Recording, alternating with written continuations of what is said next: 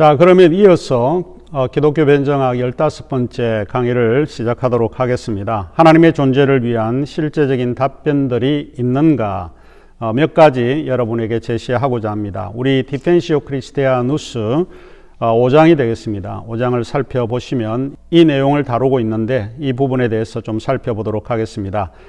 첫 번째가 문제 해결로서 반증하라 라고 하는 이야기입니다. 반증이라고 하는 것은 falsify라고 하는 겁니다.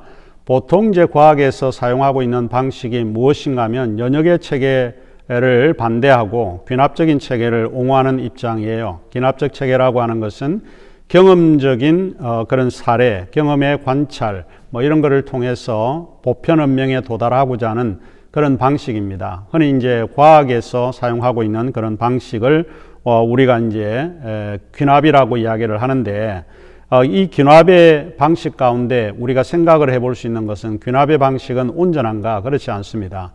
우리가 아무리 주어진 그 현상을 관찰한다고 해도 결론이 틀릴 수가 있다라고 하는 그런 이야기를 우리가 생각을 해볼 수 있는데 이제 그런 점에서 귀납의 가장 큰 허점은 반증을 견디지 못한다라고 하는 그런 이야기입니다. 아무리 많은 양의 사례를 관찰한다고 해도 하나의 반대 사례에 의해서 모든 것이 이제 무너지는 그런 경우가 굉장히 많이 있습니다. 이를테면 모든 백조는 희다라고 하는 이제 그런 명제를 우리가 생각을 해보는데 아무리 관찰을 해도 100마리의 백조, 200마리의 백조, 1000마리의 백조를 우리가 다 관찰한다고 해도 실제 흰 백조가 아니라 검은 백조 한 마리를 발견하게 되면 기존에 우리가 믿었던 모든 백조는 희다라고 하는 그 명제는 완전히 무너지게 됩니다. 그 주장이 거짓으로 판명되는 것은 하나의 다른 색의 백조 한 마리를 발견하게 됩니다. 그래서 실제로 백조 가운데에서 흑조라고 하는 것을 이제 발견한 예가 있죠. 이제 그래서 이 기존에 이제 우리가 가졌던 모든 백조는 희다라고 하는 것이 그 주장이 깡그리 사라지는 그런 경우들이 있습니다. 이런 것이 이제 귀납이 가지고 있는 허점이라고 볼 수 있습니다. 자, 그러면 이제 문제 해결로서 반증하라 할 때 우리가 도움을 받을 수 있는 분이 누군가 하면 칼 포퍼입니다. 영국의 경의 칭호를 받았던 철학자입니다. 과학 철학자인데 이제 이분이 반증의 원리라고 이야기를 합니다. 무엇인가 검증해 가고자 하는 이것이 사실이다라고 하는 것에서 검증해 가고자 하는 그런 방식을 우리가 입증주의라고 이야기를 하는데 그런데 이분은 이야기에 거꾸로 이야기를 합니다. 주어진 그 명제가 틀렸다라고 추측을 하고 관찰해 가는 것을 이야기를 합니다. 그러나 그 관찰에 틀렸다라고 하는 것을 입증하지 못하면 여전히 그것은 진리가 될 수 있다라고 하는 이야기입니다. 기독교가 진리이다라고 하는 것을 틀렸다라고 일단 가정을 하고 계속했지만 아직까지 증명된 적이 없기 때문에 반증을 할 수 없기 때문에 여전히 진리로서 유효하다라고 하는 주장을 합니다. 이제 이런 거를 Principle of Falsificationism이라고 하는 좀 이제 어려운 용어를 사용을 해서 이야기를 합니다. 이제 우리가 생각을 할 때 그러면 문제 해결이라고 하는 것은 뭐냐? 왜 우리가 어떤 문제를 해결하려고 하는 거냐? 그것은 다름이 아니라 우리가 생각하는 가장 큰 행복은 문제 해결에서 가장 중심적인 근거는 뭔가 하면 우리 인생에서 행복을 추구하는 것입니다.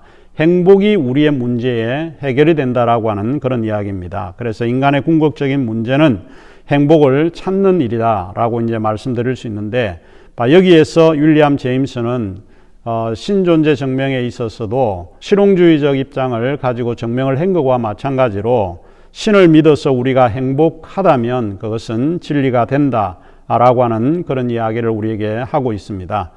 자, 그 다음에 이제 우리가 이제 생각해 볼 수 있는 것이 있는데 그것은 이타주의 기독교 세계관을 우리가 정언하라라고 이야기를 합니다. 기독교는 이타주의적인가? 라고 하는 이야기입니다. 오늘날 우리 기독교를 정언하기가 다른 어떤 시대보다 굉장히 어렵습니다. 이유는 뭔가 하면 이 교회들이 세상에 보여주는 방식이 사람들에게 혐오감을 주는 그런 경우도 굉장히 많기 때문에 그렇습니다. 특별히 코로나 상황에서 사회적 거리를 두지 않는 이런 모임들 때문에 더더욱 비판을 받고는 있지만 이 기독교는 원래 이기주의의 그런 종교가 아니라 상당히 이타주의적인 그런 종교다라고 하는 것을 우리가 알 수 있습니다. 무신론의 공격은 기독교가 유해하다라고 하는 이제 그런 입장에서 출발을 하고 있습니다. 오래전에 칼 막스라고 하는 철학자가 그런 이야기를 했습니다. 종교라고 하는 것은 민중의 아편이라는 거예요. 아편이라고 하는 것은 의식의 모든 그 구조를 무디게 만드는 화학품과 같은 그런 건데, 그래서 모든 종교를 믿는다라고 하는 것은 비판의 의식이 사라지고 자기가 가지고 있는 생각의 모든 것을 무디게 만드는 그런 것이다. 그게 이제 종교다라고 이제 이야기를 했습니다. 그리고 크리스토퍼 히친스는 우리에게 이렇게 이야기를 하고 있습니다. 저지른 죄가 큰 사람일수록 알고 보면 신앙심도 더 크다. 신앙이 있는 사람이 인류의 편에 설 가능성은 기껏해야 동전 던지기를 해서 어느 한쪽 면이 나올 확률과 같을 뿐이다.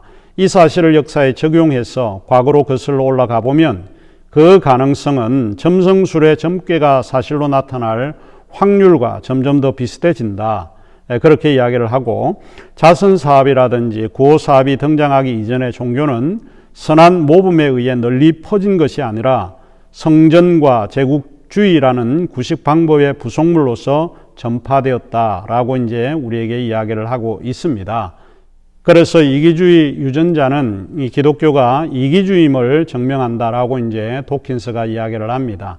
이제 도킨스 이야기는 흥미로운 것 중에 하나가 무엇인가 하면, 기독교인들이 선한 일을 하는 것조차도 무엇인가 하면 그게 이기적인 것 때문에 선한 일을 한다는 거예요. 내가 선한 일을 한다라고 하는 것은 나에게 유익이 되기 때문에 선한 일을 하는 거. 그러니까 그 근거에 뭐가 깔려 있다는 거예요. 그게 이기주의적인 어떤 본성이 깔려 있다라고 이야기를 합니다. 그러나 과연 기독교가 이기주의냐라고 하는 것을 우리가 생각해 볼 수 있는데, 원래 기독교는 이타적 성격을 지니고 있는 종교다라고 말씀을 드렸습니다.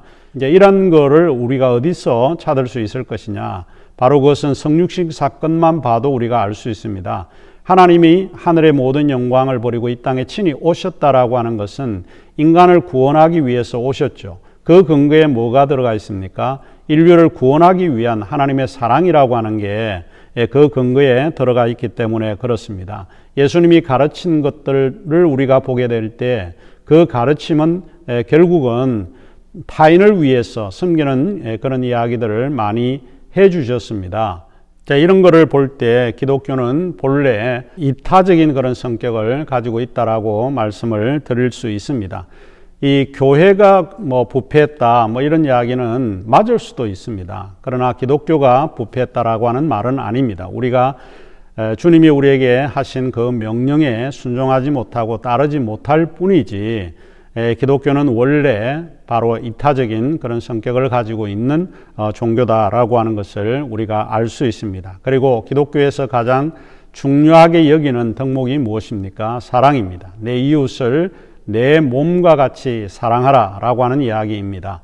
그러나 그 명령을 우리가 따르지 못한다고 해서 기독교가 이기주의다 그렇게 말을 할 수가 있습니다. 그래서 이 교회가 타락하고 부패했다는 것과 기독교가 원래 이타적이다라고 하는 것은 우리가 좀 구별을 해야 되지 않을까 하는 생각을 해보게 됩니다.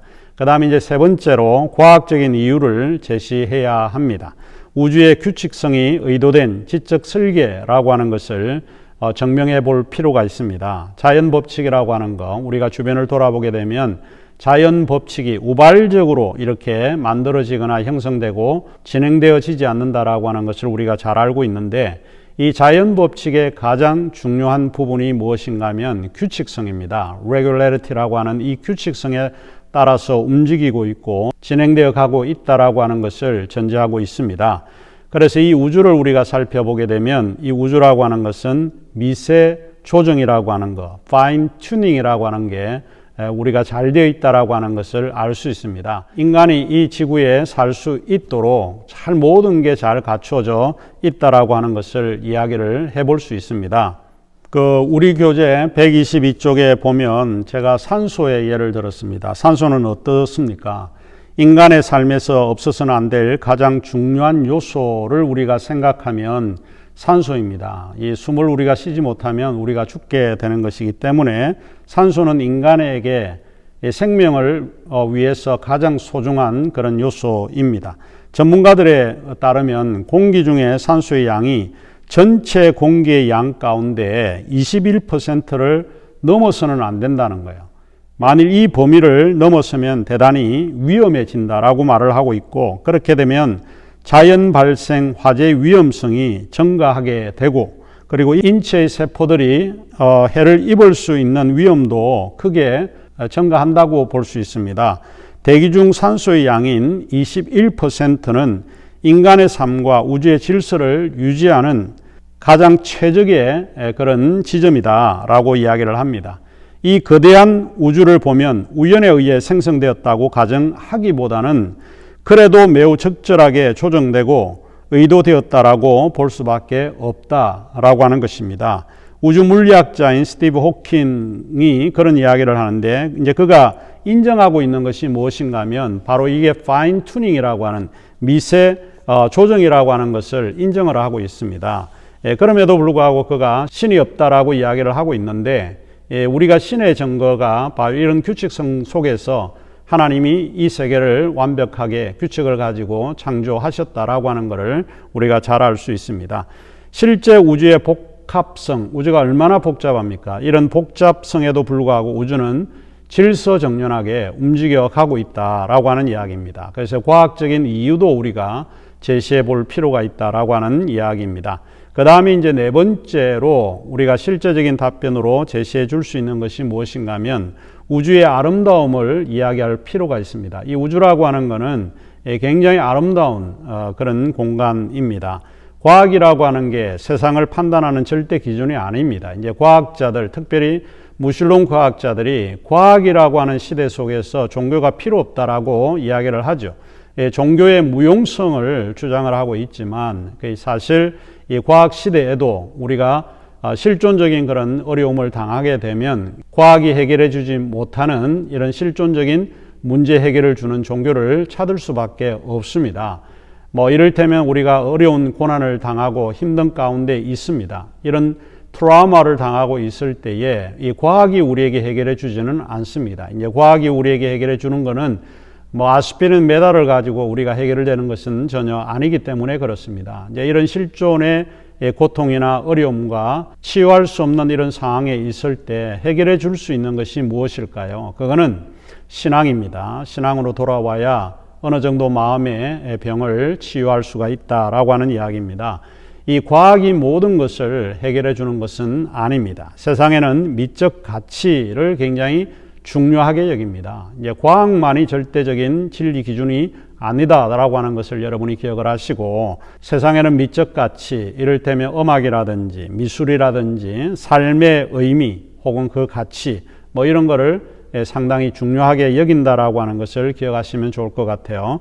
이 프란시스 콜린즈가 예수를 믿게 된 계기를 우리에게 설명을 하고 있는데, 그것이 자연의 아름다움에 있었다라고 고백한 적이 있습니다. 제가 우리 교재에도 이 말을 좀 언급을 하고 있는데, 살펴보면 이제 이렇게 이야기를 하고 있습니다.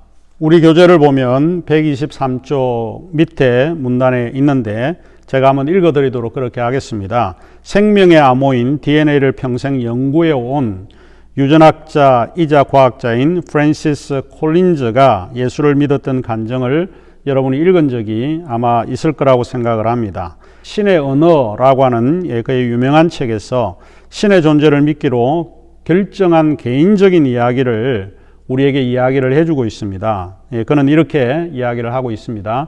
화창한 어느 날 미시시피 강 서쪽을 처음 여행하면서 캐스케이드 산맥을 걸어가던 중 신의 피조물이 보여주는 장엄함과 아름다움에 나는 감히 저항하지 못했다. 산 모퉁이를 돌자 높이가 수백 미터에 이르는 얼음으로 변한 아름다운 폭포가 돌연 시야에 들어왔고, 그 순간 나는 그간의 방황이 끝났음을 직감했다. 다음날 아침 해가 떠오르는 순간 나는 이슬 맺힌 잔디에 무릎을 꿇고 예수 그리스도에 항복했다. 굳이 이제 제가 이 콜린스의 개인적인 경험을 언급한 이유는 과학만으로 우리가 모든 것이 해결되지 않는다라고 하는 것을 보여주기 위해서 이 프란시스 콜린즈가 경험했던 그런 이야기를 제가 언급을 했습니다. 창조 세계 정말 너무 광대하고 경이롭다라고 하는 것을 말씀드릴 수 있습니다. 신의 창조는 단순히 자연계를 연구하는 유일한 합리적인 수단인 과학의 방식으로만 관찰되지 않는다라고 하는 것을 우리가 잘 알 수 있습니다. 하나님이 모든 것을 지으시되 때를 따라 아름답게 하셨다라고 전도서 3장 11절에 말씀하고 있습니다. 하나님이 지으신 것은 그야말로 때에 따라서 때를 따라서 아름답게 하셨다라고 하는 것이 틀린 이야기가 아니라고 하는 것을 우리가 인생을 살면서 잘 알고 있습니다. 또 시편 19편 1절에서 4절에도 다윗은 이렇게 이야기를 하고 있습니다. 하늘이 하나님의 영광을 선포하고 궁창이 그 손으로 하신 일을 나타내는도다. 날은 날에게 말하고 밤은 밤에게 지식을 전하니 언어가 없고 들리는 소리도 없으니 그 소리가 온 땅에 통하고 그 말씀이 세계 끝까지 이르는도다.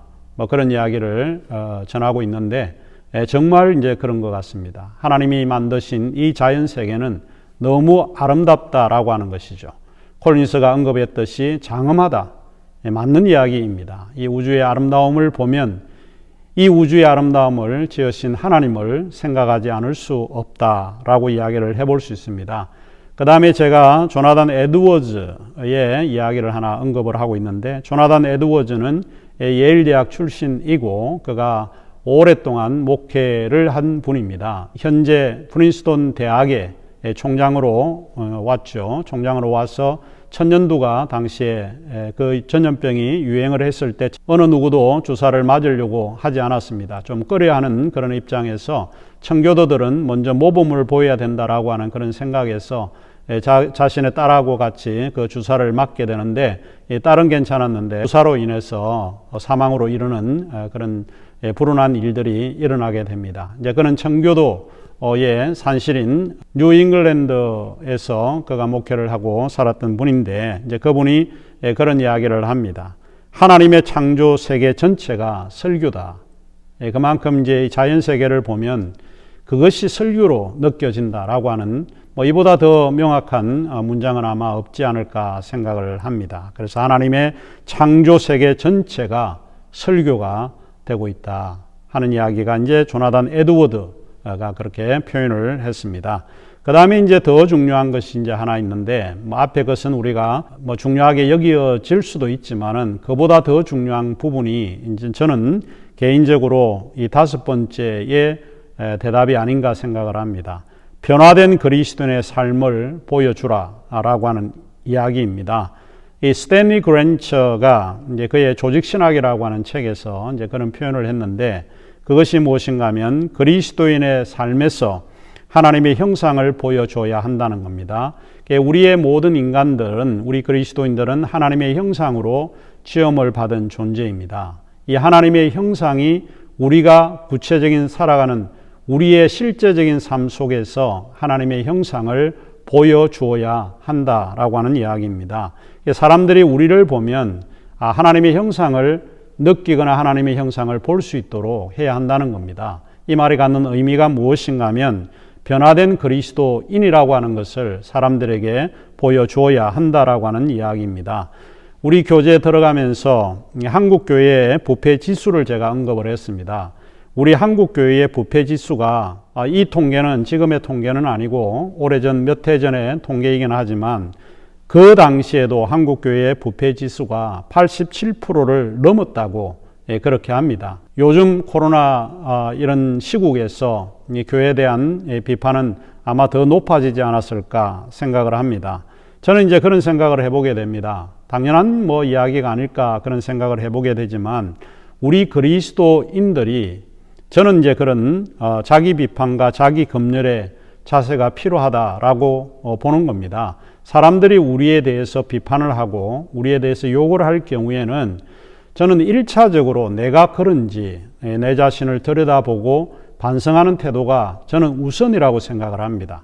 그러면 외부에 믿지 않는 사람들이 기독교를 공격할 때에 먼저 우리가 우리 자신을 들여다보고, 우리는 그러면 어떤 생활을 하고 있는가? 우리는 하나님의 형상을 그들에게 보여주고 있는 삶을 살고 있는가 라고 하는 것을 먼저 우리가 검열을 해야 한다라고 생각을 합니다. 그래서 기독교의 자기 비판과 자기 검열의 자세가 사실은 무엇보다 중요합니다.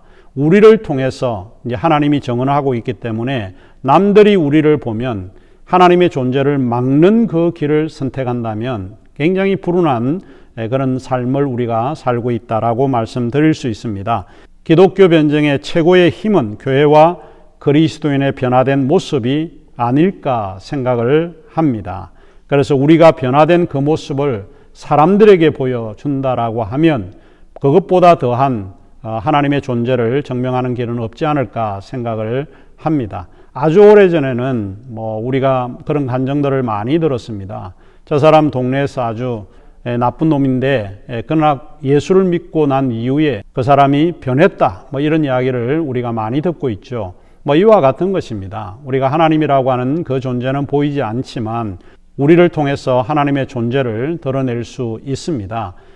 만일 우리가 하나님의 존재, 우리를 보고 우리가 하는 행위가 악하고 윤리적으로 옳지 않은 이런 행위를 한다라고 하면 많은 사람들이 바로 우리 자신이 하나님의 존재 증명을 하는데 막는 방해물이 된지도 모르겠습니다. 그래서 이제 이런 거를 잘 검열하고 우리 자신을 좀 비판할 필요가 있지 않을까 생각을 합니다.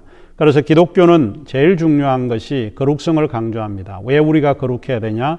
하나님이 거룩하기 때문에 우리도 거룩해야 한다라고 하는 이 기본 입장을 우리가 가지고 있습니다. 레위기 19장 2절에 보면 이런 말씀을 우리에게 하고 있는데 너희는 거룩하라. 이는 나 여호와 너희 하나님이 거룩합니다. 결국 우리가 거룩해야 될 이유는 뭔가? 하나님이 거룩하기 때문에 우리가 거룩해야 된다라고 이야기를 합니다. 요한 1서 4장 12절에 보면 이런 이야기가 나오는데 어느 때나 하나님을 본 사람은 없으되 우리가 서로 사랑하면 하나님이 우리 안에 거하시고 그의 사랑이 우리 안에 온전히 이루어진다. 하나님을 본 사람은 없다라고 하는 것을 우리가 다 잘 알고 있습니다. 하나님을 봤다라고 하는 사람은 이건 문제가 있죠. 정신과 치료를 받아야 되지 않을까 생각을 하는데 어느 누구도 하나님을 본 사람이 없습니다. 그러나 하나님을 봤다라고 하는 그런 말보다 더 중요한 것이 무엇인가 하면 우리의 이웃을 우리가 사랑하면 서로 사랑하면 그 사랑이 하나님을 증언하고 있다라고 하는 이야기입니다.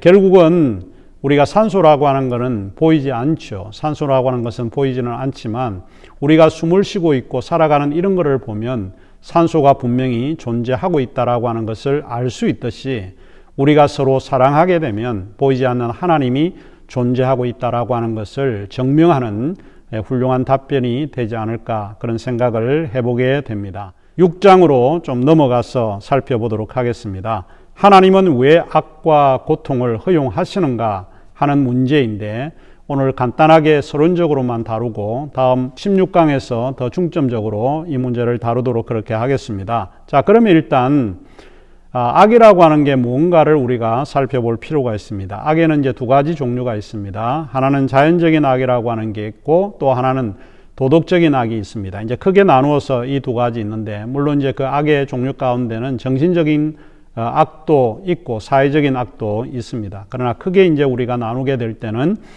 자연적인 악과 내추럴 이블과 도덕적인 악, 모럴 이블이 있습니다. 자연적인 악이라고 하는 것은 무엇입니까? 자연재해에서 발생하고 있는 것을 자연적인 악이다라고 이야기를 합니다. 홍수라든지 쓰나미라든지 토네이도라든지 이와 같은 자연재해로 인해서 사람들이 피해를 입는 또 자연의 피해를 입는 이런 거를 자연적인 악, 내추럴 이블이라고 합니다. 그 자연적인 악에서는 인간의 행위와는 무관합니다. 우리가 이렇게 해달라고 해서 되어지는 것이 전혀 아니기 때문에 우리의 의지와는 완전히 다른 그런 형태의 악이 자연적인 악이다라고 이야기를 해볼 수 있습니다. 그러니까 도덕적인 악이라고 하는 것은 현재 우리의 사회나 세계 속에서 일어나는 나쁜 일들을 이야기합니다. 불행한 일들, 이런 것들은 다른 타인에 의해서 일어나는 경우들이 굉장히 많고 또 우리 자신들도 남에게 악행을 행함으로써 악이 발생할 수 있게 한다라고 보는 거죠. 그래서 이 도덕적인 악은 인간의 의지와 행위에 의해서 일어나는 경우가 있기 때문에 우리의 의지와 행위와 밀접하게 연관이 되어 있는 이야기입니다. 살인이라든지 강간이라든지 그 다음에 도둑질이라든지 이와 같은 모든 것들은 바로 인간의 의지와 연관이 되어 있다라고 하는 것을 알 수 있습니다. 이제 그런 점에서 이런 것들을 도덕적인 악이다라고 이야기를 해볼 수 있습니다. 독일의 신학자인 한스 퀸이 이제 그런 이야기를 했는데, 이 악의 문제는 기독교 유실론에 대한 무신론의 암초와 같다. 결국은 이제 우리 기독교인들이 믿고 있는 암초와 같은데 왜 그럴까요? 그것은 다른 게 아니라 이 문제를 다루기 때문에 이제 그러지 않을까 생각을 합니다. 하나님을 우리가 믿고 있는데, 우리가 믿고 있는 그 하나님은 전능하시고 또 선하시고 인격적인 그런 존재입니다. 그런데 왜 세상에는 악이 존재하는가라고 하는 이야기입니다. 하나님이 선하시고 전능하신 그런 존재라고 하면 이 세상에는 악이라든지 부조리라든지 이런 것을 없앨 수 있거나 또 제거할 수 있어야 되는데, 그런 것을 제거하지 못하기 때문에 기독교 하나님이라고 할 때 마치 그것이 무신론자들이 바라볼 때 무신론의 암초와 같은 그런 느낌을 가질 수 있다라고 하는 이야기입니다. 자, 그러면 이제 본격적으로 악의 문제, 하나님은 왜 악과 고통을 허용하시는가, 그 이유가 무엇인가 라고 하는 것에 대한 답변은 다음 주에 우리가 다시 다루도록 하겠습니다. 자, 그러면 15번째 강의는 여기서 마치고 다음 주에 다시 뵙도록 하겠습니다.